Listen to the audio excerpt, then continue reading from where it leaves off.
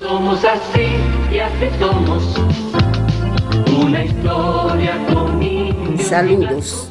En este capítulo veremos los hechos inmediatamente después del ajusticiamiento de Trujillo, la noche del 30 de mayo de 1961.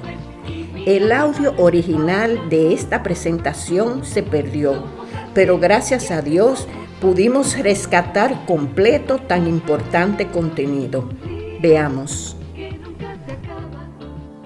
La noche del 30 de mayo fue muy larga y había ocurrido lo imposible.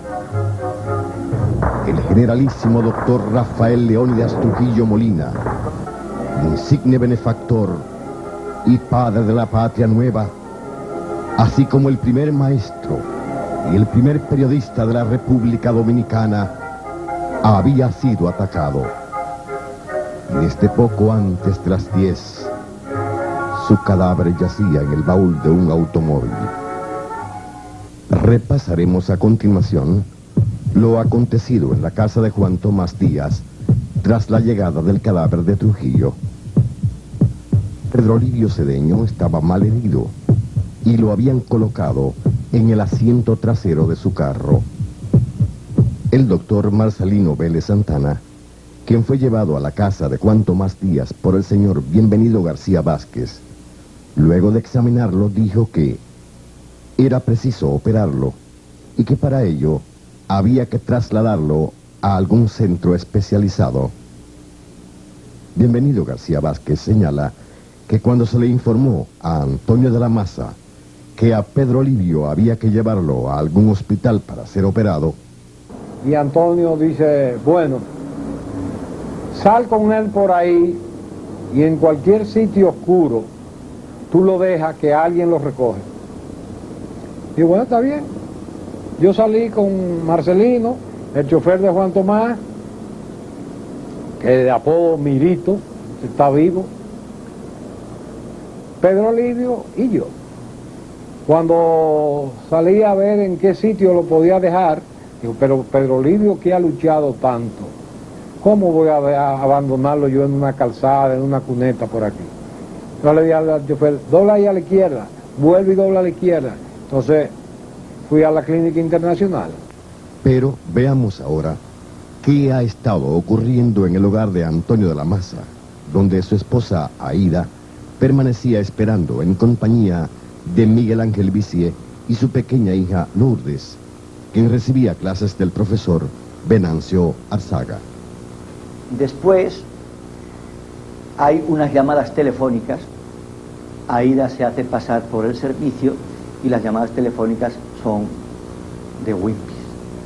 Es de señalar que Lorenzo D. Berry, Wimpy, era un piloto norteamericano que vino como entrenador de la Fuerza Aérea Dominicana.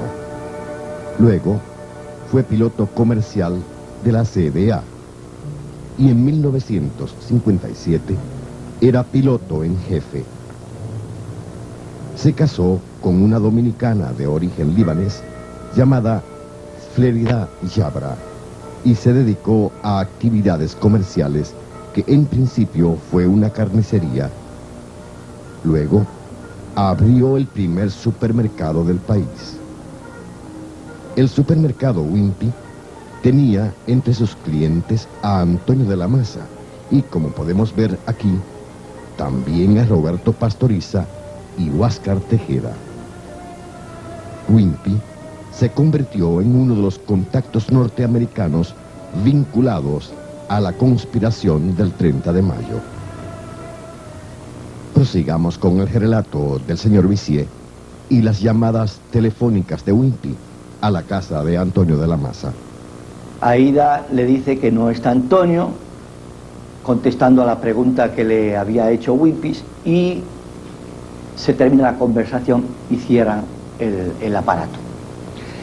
Al poquito rato hubo otra segunda comunicación y lo mismo, se repite lo mismo. Aída coge el teléfono, se hace pasar nuevamente por la sirvienta y Wimpy le dice el número de teléfono para que cuando se pueda comunicar con Antonio o vea a Antonio se lo dé.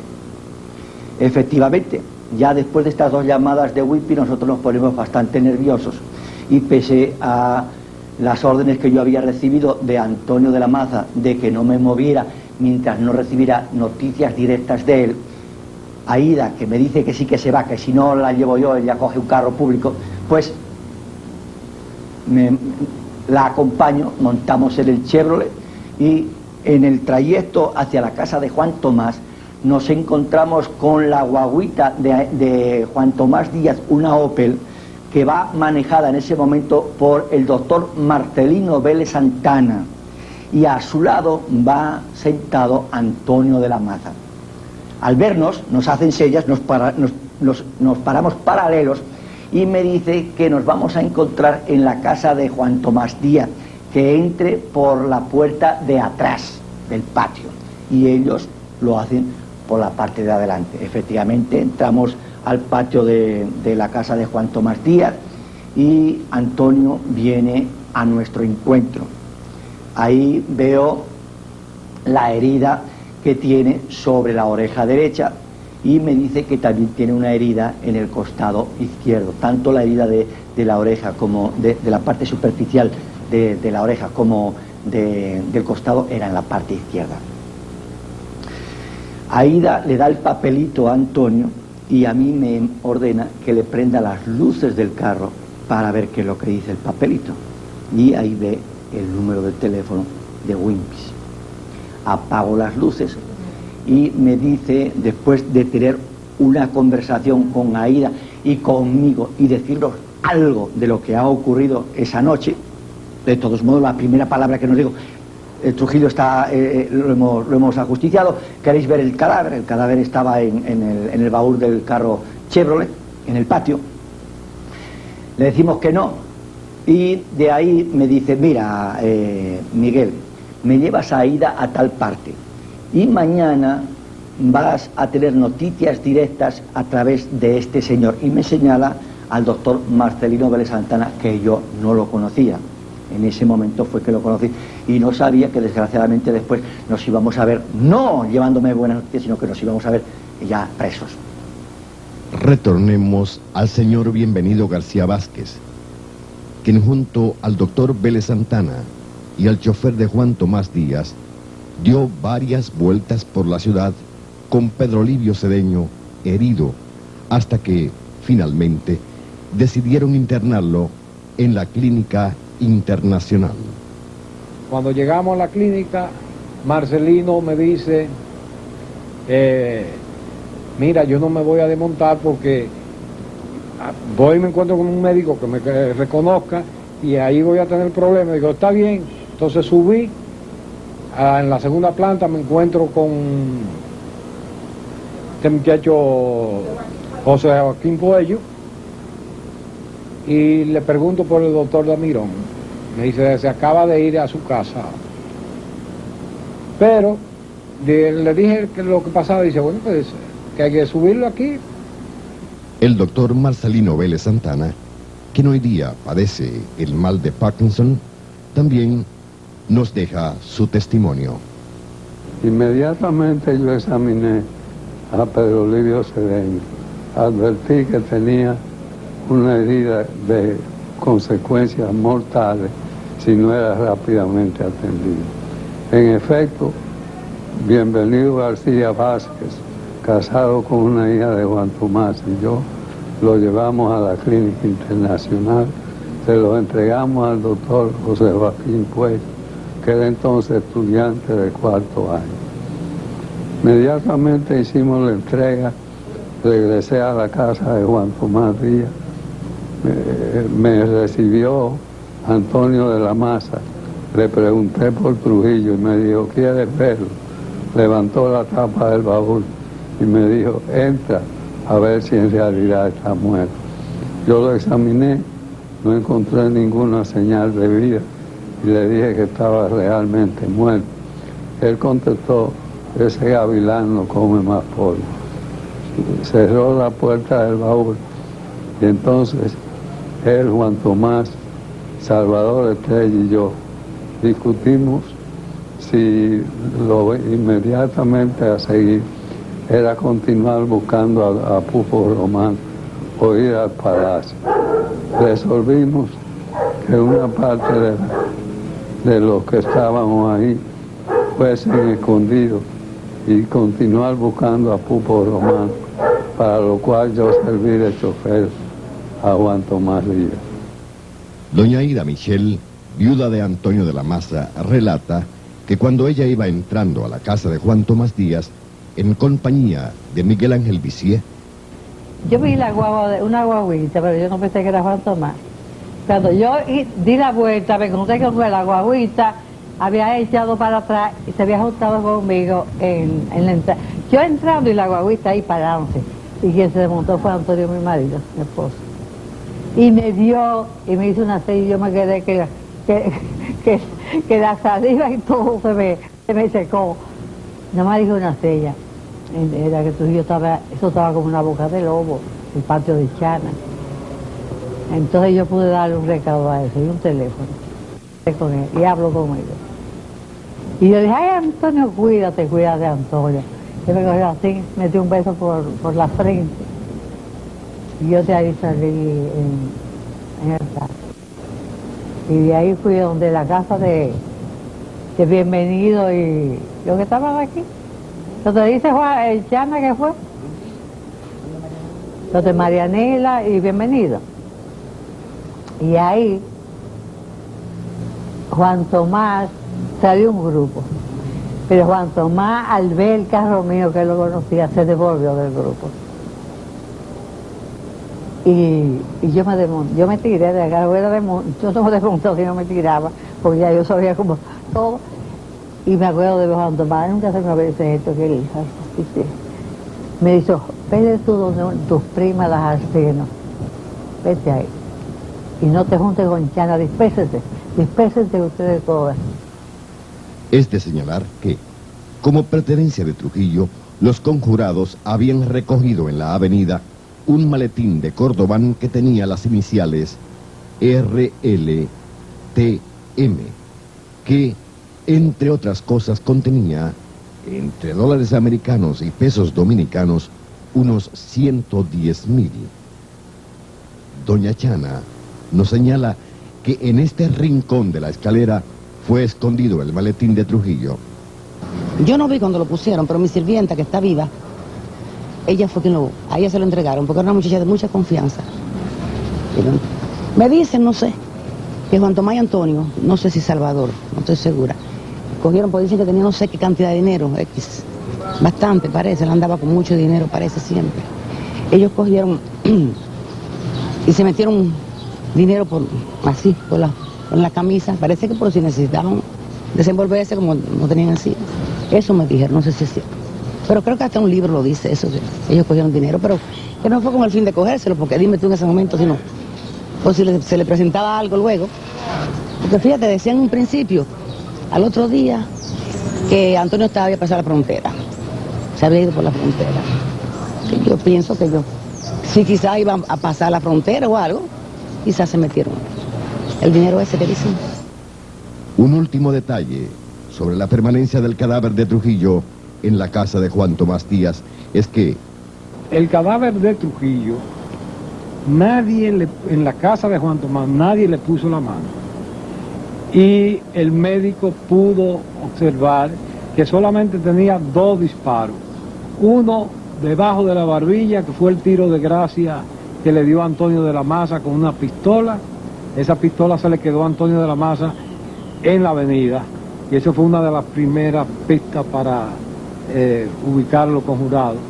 Y el otro disparo era a la altura del hombro, que fue un tiro de cartucho, de escopeta, que eran unos cartuchos reforzados con esas balitas de caja de bola, que lo había preparado, creo que era Manolo de Ovino. pero se dice que el cadáver de Trujillo, cuando lo fueron a embalsamar, tenía múltiples heridas. Parece ser,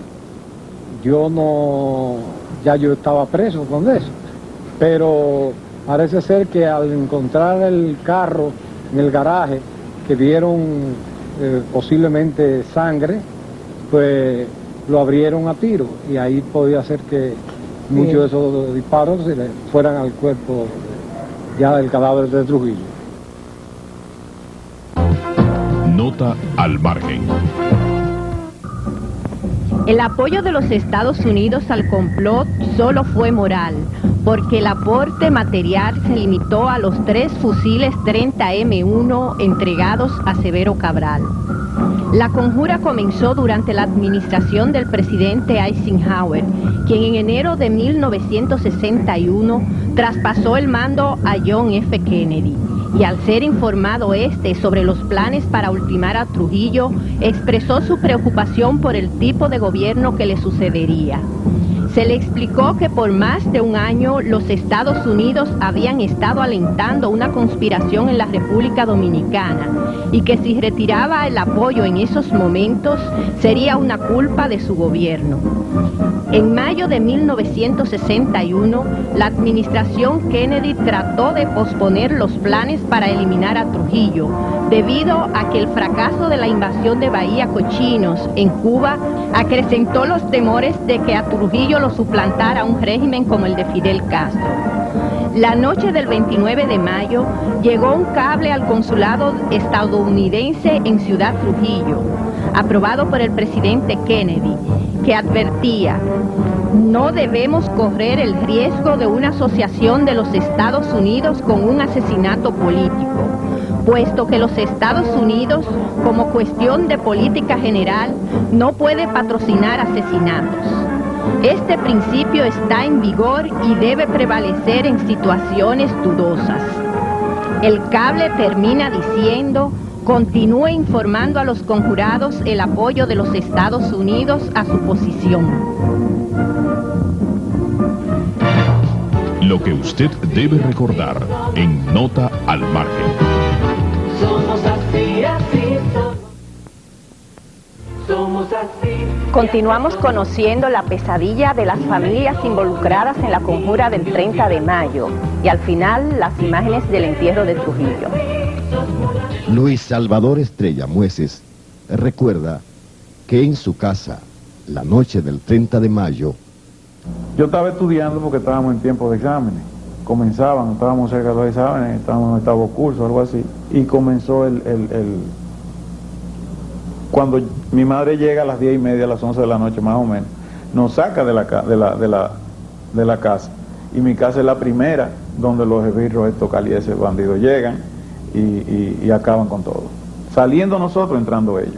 Mi mamá en compañía de doña Guachi, la esposa de don Antonio Inver, que estaban juntos con ellos en la casa del doctor Durán Barrera, en compañía de Amadito García Guerrero, Salvador Estrella y Antonio Inver. Y ahí estaban los 3, 2 con sus esposas y Amadito, que está siendo curado por ellos ahí. Y ya mi papá había ido donde el doctor Valleviña y se había quedado donde el doctor Valleviña, que lo había dejado Huáscar Tejeda. efectivamente, Salvador Estrella Sadalá, tras permanecer donde el doctor Durán Barrera, en compañía de Inver Barrera y el teniente García Guerrero, fue caminando a la casa del doctor Rafael Arturo Valle Viñas, médico de cabecera del doctor Joaquín Balaguer, al que le pidió que le curara una herida que tenía en la frente. Cuando el médico le preguntó cómo se había lesionado, respondió a secas: acabamos de matar a Trujillo. Doña Nacima Diná señala que su esposo Luis Amiama regresó a su casa en compañía de Modesto Díaz. Y me dijo que Trujillo estaba en el baúl del carro. No sé si era el carro que le andaba o si estaba en el baúl del carro donde Juan Tomás, que fue donde lo llevaron. Él me dijo, yo dije, ¿cómo, mi hijo? Dice, pues, está en el baúl del carro. Y habló un momento conmigo, con los niños, y no te pongas nerviosa, y que sé yo qué, esas cosas así que no dice. Y volvió y se fue. Dijo, yo voy a como a las 2 horas, 1:30. Después cuando él salió de ahí, fue donde los hijos bonitos, a buscar a vivir, hermano de tú, de tu compadre, donde nuestro compadre, porque yo era compadre de él también. Y me salió con vivir, no sé qué hicieron, ahí eso no me contó él ni nada. ya bastante tarde, volvió otra vez, solo. Entonces me dijo que llamara al novio de mi hija, que ya se había ido, diciéndole que la hija mía se había puesto mala, para que él viniera, porque el novio de Annie era Jorge Rodríguez Gómez, que era el traductor de Trujillo. Doña Nacima dice que, aunque Georgie no estaba al corriente de la conjura, don Luis Amiama, unas cuantas semanas antes, le había estado hablando de las barbaridades que se cometían en la era de Trujillo. Y la noche del 30 de mayo, Él le dijo, llámame, Nacima, llama a Georgie y dile que Annie se puso mala. Y él llegó en un segundo a mi casa, yo no me explico de dónde él vivía, pero en un segundo. Entonces le explicó que lo que estaba pasando. Entonces él se quedó como medio lo que estaba pasando y que lo llevara donde Andrés Freire, para que no viera su casa. Él tenía un carro Mercedes-Benz, Georgie, pero que los policías todos lo conocían y todo. Entonces lo llevó donde Andrés Freire. Él volvió a la casa, Georgie otra vez, se quedó conmigo. Entonces fue hasta ya casi por la mañana. doña Aida Perelló, viuda de Báez Díaz, recuerda que la noche del 30 de mayo, su esposo había entrado y salido varias veces de su casa.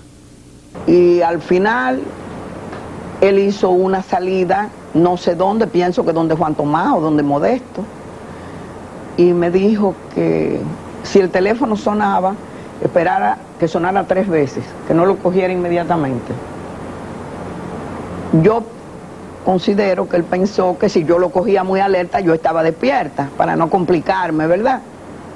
Efectivamente llamó Juan Tomás, me preguntó por Miguel, no, ya yo me di cuenta que algo estaba mal, porque ahí me di yo cuenta que ellos no se habían podido ver, que cuando él fue donde Juan Tomás no estaba, cuando fue donde Modesto no estaba. Y al final, ya cuando regresó, me dijo, bueno, vamos a esperar, no sé qué va a suceder. Y a las 6 de la mañana lo fueron a hacer prisionero. Doña María Alemán, viuda de Roberto Pastoriza, nos dice que su esposo... Él llegó a las 11:30 de la noche a mi casa. Cuando llegó, lo único que me dijo, la palabra que me dijo, matamos el Caimán. Porque así era que yo le decía a Caimán, y que matamos el Caimán, mi Dios. Y yo lo único que le contesté, acabaste con mi vida. Eso fue lo que le dije. Hombre, entonces él se bañó, se cambió y salimos a la avenida. Nos fuimos a la avenida, todo eso lo anduvimos, pasamos por la casa. Cuando veníamos bajando la César Nicolás Penso, ya Josecito García iba a pie como con 10 guardias hacia el palacio para abajo a pie. Doña María Alemán señala que en un recorrido que hacía en compañía de su esposo, se le quedó el carro por falta de gasolina y lo dejaron abandonado frente al antiguo zoológico y regresaron a pie a su hogar sin ser molestados. Doña Olga Despradel, viuda de Pedro Livio Cedeño, recuerda que la noche del 30 de mayo, como a las 11 de la noche, me llamó mi hermana María Despradel, de Despradel, y ella era la dueña de esta casa. Y me dijo, yo había vivido con ella hasta que me casé, y después que Pedro murió, volví a vivir con ella. Entonces ella me dijo que Pedro Livio la había llamado, que estaba herido en la clínica y que le había dicho que no me lo dijeran a mí, pero que ella sabía que yo tenía que estar inquieta a esa hora y que prefería venir a buscarme en compañía de mi hermano, el doctor Luis Antonio Despradel, que era muy amigo de Pedro Livio. Entonces fuimos, mi hermana, el médico, hermano mío, y yo fuimos a la clínica internacional. Y ahí estaba Pedro Pero cuando llegamos, que lo vimos tan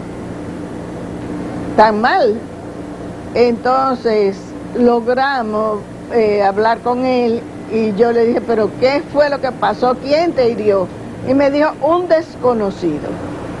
Y todas las veces que le preguntaron delante de mí, en el momento que yo estuve ahí, él decía que él no sabía quién era que lo había herido.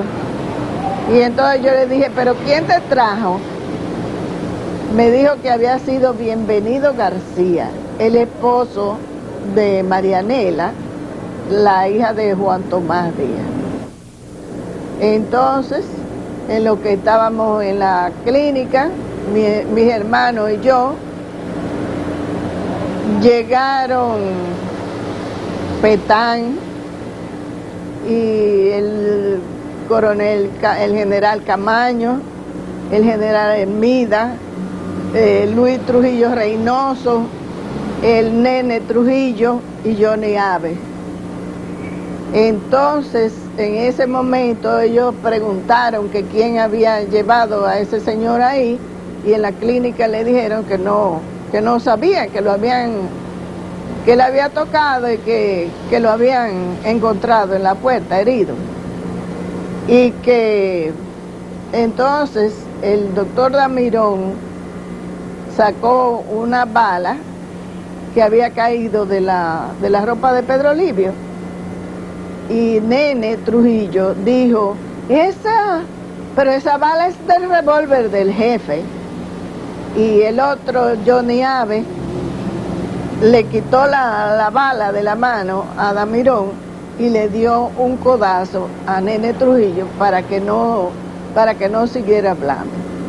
Entonces, como Pedro estaba tan grave, porque una de las balas le había atravesado el brazo y le pasó debajo del corazón y le rozó por detrás los riñones, y parece que tenía ya mucho tiempo, porque uno de los médicos que estaba ahí dijo, hay que operarlo inmediatamente porque si no se va a morir. Entonces decidieron operarlo ahí, y lo operó el doctor Abel González. El señor Manuel de Obín Filpo, quien había regresado a Ciudad Trujillo un poco tarde, la noche del 30 de mayo, relata que 10:20, 10:30, llegan a mi casa Juan Tomás Díaz, Modesto Díaz y Luis Amiama. Estos dos últimos no se bajan del carro de Juan Tomás.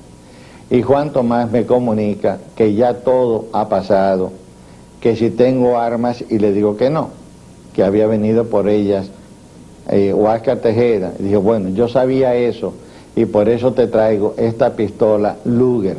Y me da una pistola Luger, un modelo muy viejo, con un cañón larguísimo, y un montón de balas, que se metió la mano en el bolsillo y me dio un montón de balas, que exactamente fueron 36. Fui inmediatamente a avisar a Ángel Severo Cabral.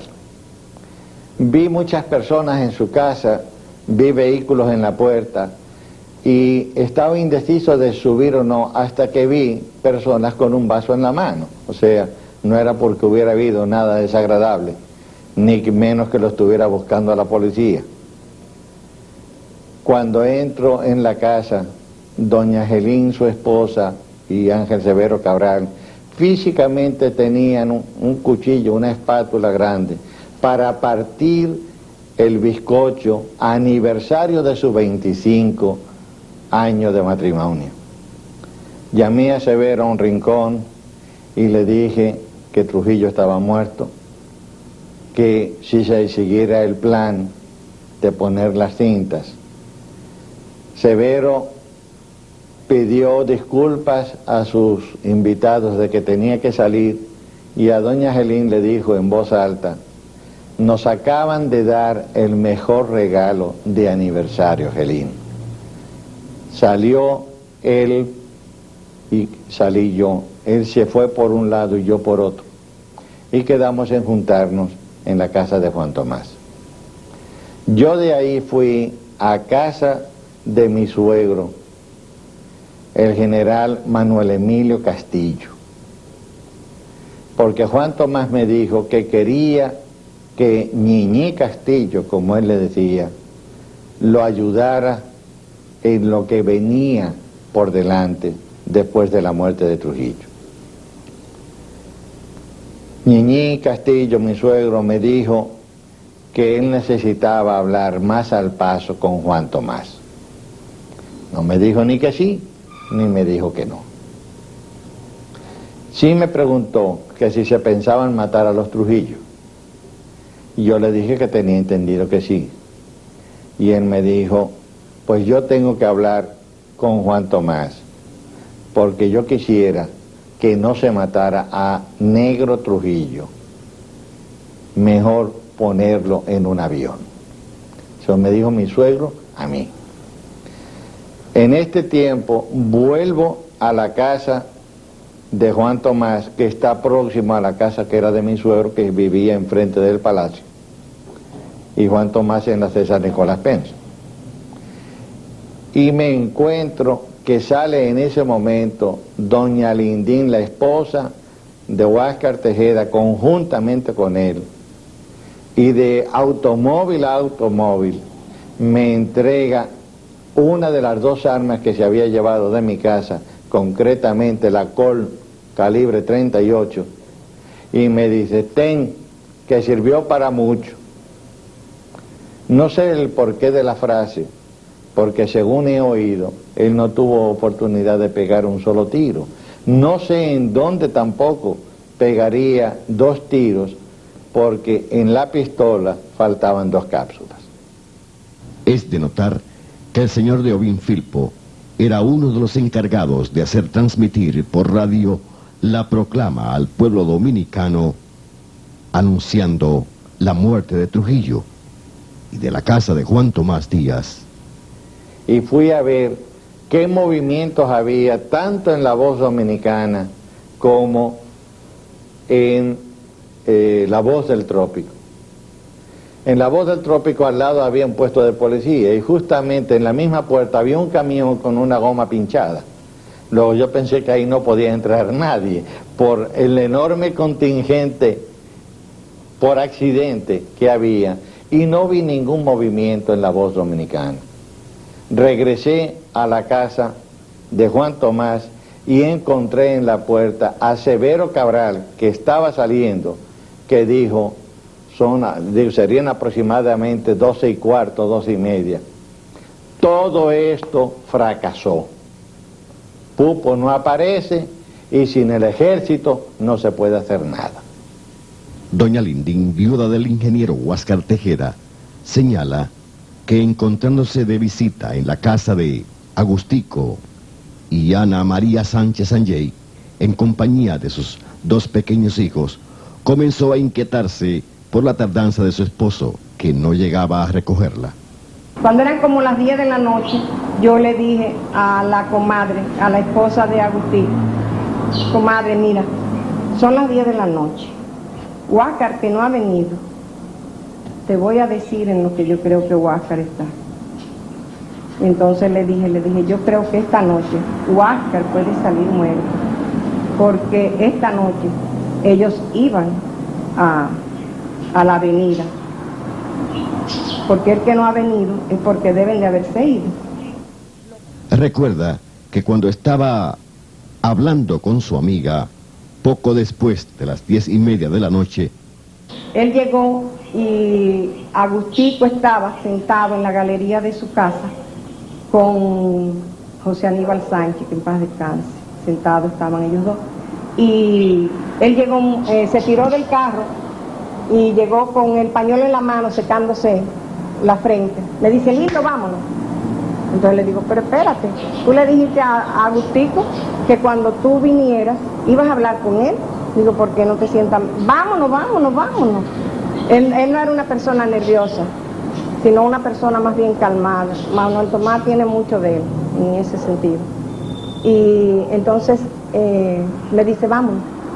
Pero entonces le digo, bueno, pues coge a la nena, que era la que estaba todavía media dormida. Digo, coge a Rosy, en lo que yo voy a buscar a Huáscar, que está en la cama.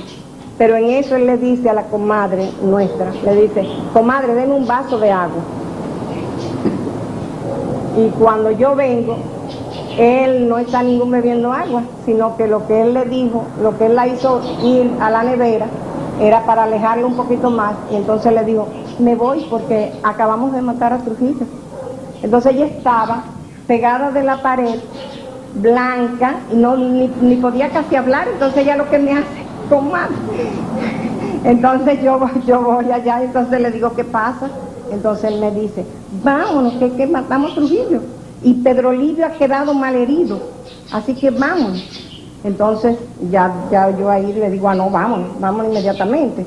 Entonces cuando salimos, en vez de coger para mi casa, hemos cogido para la casa de Juan Tomás Díaz, porque él andaba manejando un carro que no era el nuestro en la avenida, y él lo había dejado frente a la casa de Patria Trujillo, la hija de Petán, que vivía al doblar de mi casa, en la Wenceslao Álvarez. Entonces él quería que alguien fuera a recoger ese carro de donde él lo había dejado. Y entonces él llamó a uno de los hijos de Modesto Díaz, a Franklin, que le decían Bata, y le dice, Bata, ven para que vaya a recoger el carro que yo andaba manejando. Entonces él me dice, y cuando él viene me dice, ¿tú quieres ver? ¿Tú quieres ver el pájaro? Le digo, no lo quiero ver. Tú si eres pendeja, ven, camina a ver lo que está allí en el carro, porque en el carro, estaba Trujillo en el baúl del carro. Entonces le digo, no, yo no lo quiero ver, muchísimas gracias. No lo quiero ver, ahora no lo quiero ver.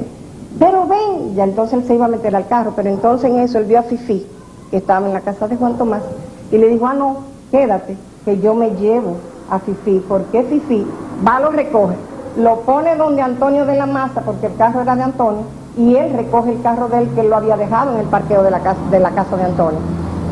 Entonces Fifi se subió, y cuando nosotros íbamos a dar reversa para salir, ahí que viene un carro negro, se para detrás, Juan Tomás, que se desmonta del carro, era Juan Tomás con Modesto, que andaba manejando, y otro señor que llevaba un sombrero que yo no lo reconocí, no sabía quién era.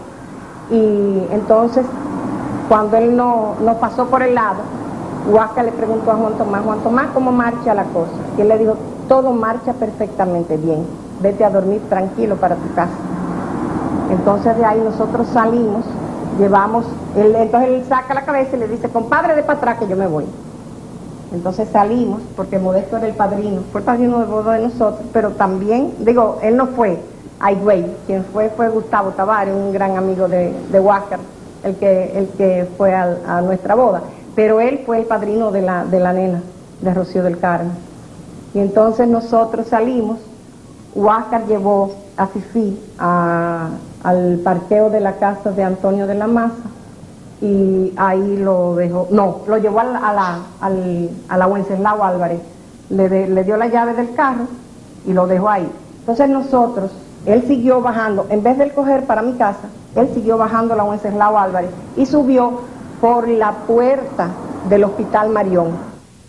Según el testimonio de doña Lindín, a esa hora se notaba cierto movimiento en el Hospital Militar Marión. Nota al margen. En el Hospital Marión había mucho movimiento después de las 10 de la noche, porque allá fue llevado herido Zacarías de la Cruz, el chofer de Trujillo, quien había recibido varias heridas y quedó sin conocimiento en el lugar del atentado. Jóvenes residentes en la zona lo ayudaron a trasladarse a pie a la carretera Sánchez, donde abordó un carro público que lo dejó en el Marión. La llegada de Zacarías de la Cruz fue el primer indicio de que Trujillo había muerto o estaba mal herido. Zacarías de la Cruz, aunque vive, es uno de los pocos testigos importantes que no participan en esta serie, porque se dice le hizo un juramento a Ramfis Trujillo de que jamás contaría lo que vivió la noche del 30 de mayo. Lo que usted debe recordar en Nota al Margen. Somos así, así.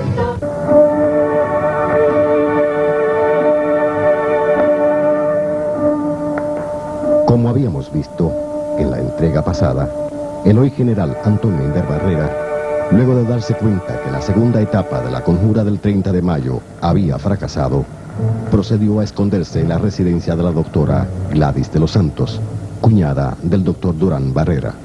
A los 2 días, entonces agarran al doctor Durán. Se lo llevaron, el SIM se lo llevó. Entonces yo le dije a la doctora de los Santos, a Gladys, yo me voy de aquí. Dice, tú no te puedes ir. Digo, yo me voy, Gladys. Cuando a Manuel lo empiecen a torturar, va a decir dónde yo estoy. Ahí me peleé un poco, pero comprendió la cosa. Digo, ¿tú te atreves a llevarme a un sitio? Y me dijo, sí. Dice, ¿a dónde? Digo, no, yo no te voy a decir. Porque si torturan a Manuel va a decir y van a venir a buscarte a ti también. Entonces, como a las 9 de la mañana, ella manejaba su propio automóvil. Cogimos por la Santiago hacia el oeste. Cuando llegamos a la Benito Monción, esquina Santiago, yo le dije, párate aquí. Me dijo, ¿pero dónde tú vas? Digo, no, yo no te voy a decir, déjame aquí. Déjame aquí. Me paré, me desmonté, me echó bendiciones y todas esas cosas, y me fui caminando a pie, y llegué a la Wenceslao Álvarez, creo, la que está por la universidad, que vivía Julián Suero, pensando de que esos amigos podían ayudarme yo pensaba irme por Haití, ¿no? Como ellos tenían negocio de provisiones y cosas, digo, bueno, déjame ver si por ahí yo me puedo ir. Llegué a la casa, toqué como a las 11 de la mañana por ahí. Me abrieron la puerta y todo. Es natural una reacción, ¿no?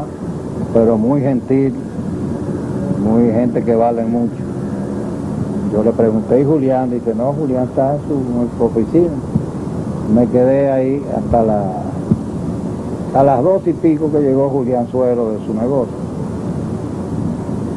Y entonces le dije cuál era lo que yo estaba pensando y me dijo, imposible, Antonio, tú no puedes salir de la ciudad. No hay forma de poder salir de la ciudad. Entonces pensé en el caso de Yuyo de Alexander.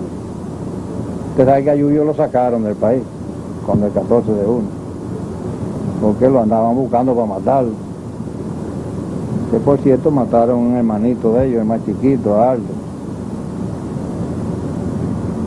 Y llegó Julián al mediodía y entonces le dije lo que yo estaba pensando. Luego le repito que me dijo que era imposible, que yo no podía salir de la ciudad. Entonces digo, ¿tú te atreves a ir donde Queco Rainieri? Dice, sí, cómo no. Porque la esposa de Queco y la esposa de Julián Suero son hermanas. Dice, ¿qué tú quieres? Digo, dile a Queco que si él se atreve y sabe dónde escondieron a Yuyo y cómo lo sacaron. Me dijo, sí. Cuando yo vaya a las 2, yo paso por donde quiera. Pasó, vino como a las 5:30 de la tarde y me dijo, dice Queco que a las 8 de la noche viene a buscar. Que va a meter el carro en la marquesina, vamos a tener la luz apagada, tú sales y te entras en la parte de atrás del carro, en el sillón de atrás. Y así, pues vino a las 8, salí, me monté, me tiré en el piso del carro y me llevaron en casa de esos amigos que no digo el nombre porque no estoy autorizado a decirlo, pero que sí, ahí me recibieron y tuve los 6 meses como un miembro de la familia, con toda la consideración, con todo el cariño, todas las cosas, hasta que Rodríguez Chavarría dio el golpe, entonces salí de ahí. ¿Y desde su escondite usted vio el entierro de Trujillo? Ah, no, yo vi el entierro perfecto, sí, por televisión. Pues por televisión, veamos nosotros también algunas de las imágenes que se han preservado del entierro de Trujillo, efectuado el 2 de junio desde el Palacio Nacional hasta la iglesia de San Cristóbal.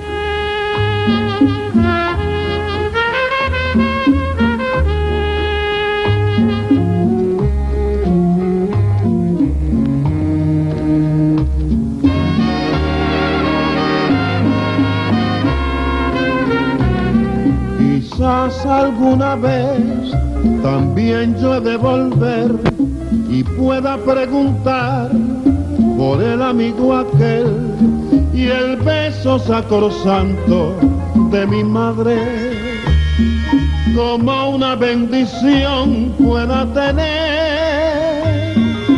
No llores, muchachita quisqueyana, esconde tu dolor un poco más y oirás las campanas de tu iglesia repicar anunciando libertad, repicar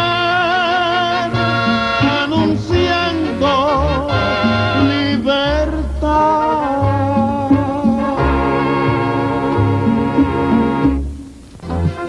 Nota al margen. Luego que el cadáver de Trujillo lo rescataran del baúl del carro en casa de Juan Tomás Díaz, debieron llevárselo en la cama de una camioneta. Lo embalsamaron y lo colocaron en un ataúd de madera preciosa. Permaneció en estancia Radamés desde el 31 de mayo hasta las 5:55 del 2 de junio, cuando fue trasladado al Palacio Nacional, donde se le rindió homenajes hasta las 8 de la mañana. Fue el funeral más concurrido en la historia de la República y la televisión de aquella época se preocupó más por presentar las imágenes de centenares de mujeres y hombres llorando o presos de ataques histéricos. A lo largo del trayecto a San Cristóbal se acodornaron millares de personas, lo mismo que en los alrededores de la iglesia donde le dieron sepultura. El presidente Balaguer en el panegírico destacó la figura de Trujillo y citó algunas de sus debilidades, como fue la de coleccionar títulos y condecoraciones. Finalizando el sepelio se captó la fotografía del general Pupo Román expresándole condolencias a Ramfis Trujillo. Poco después a Román se lo llevaron a San Isidro, donde empezó un calvario de horribles torturas hasta que finalmente lo asesinaron. Lo que usted debe recordar en Nota al margen. Somos así, así somos así y así somos. Luego de muerto Trujillo, los derramamientos de sangre, torturas y prisión se extendieron por más de 5 meses. Y todo eso se narra en esta serie hasta que finalmente los Trujillos tienen que marcharse del país. Con que será hasta la próxima.